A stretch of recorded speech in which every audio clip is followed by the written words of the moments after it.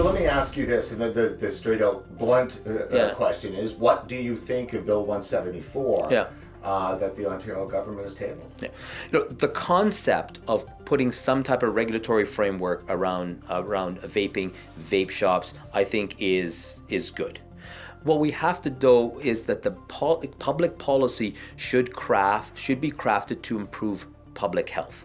And so what we want to ensure that that the public has the right and we have the ability to disseminate the correct information to them, that these devices, to be the most effective in at getting people to use, are complex devices. The old electronic cigarette is gone by the wayside. The modular based systems, they need to be explained to people.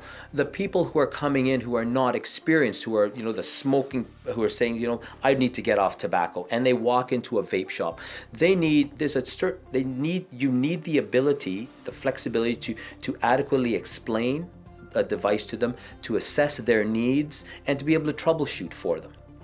And look, we want to convert somebody from a habit that they have. You can't convert them to a more noxious alternative. Okay? It has to be a pleasurable alternative. They've got to say, well, I'm smoking because it gives me some positive feedback. It makes me feel good. Okay? Here it is, but it's dangerous to me. I want to switch to something that's safer to me, but they're not going to do it if it's not pleasurable.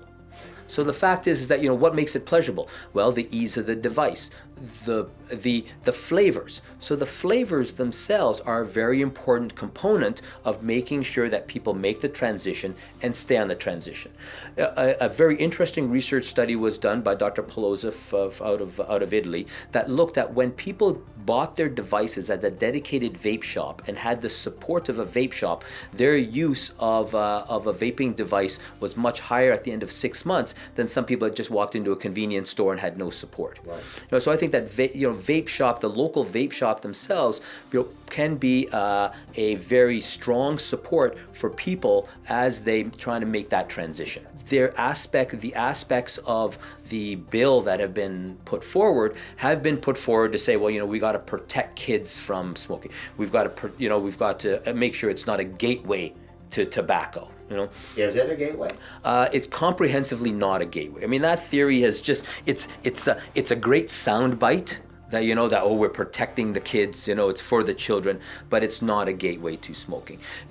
If everywhere you see in youth tobacco surveys, that you see where vaping has made significant inroads, that the use of combustibles has dropped. The game right now has got to be to get people from combustible products to get off combustible products. Vaping by everything that you can read and is published, look at the science. Okay, forget about the morality. You look at the science of it. It is safer.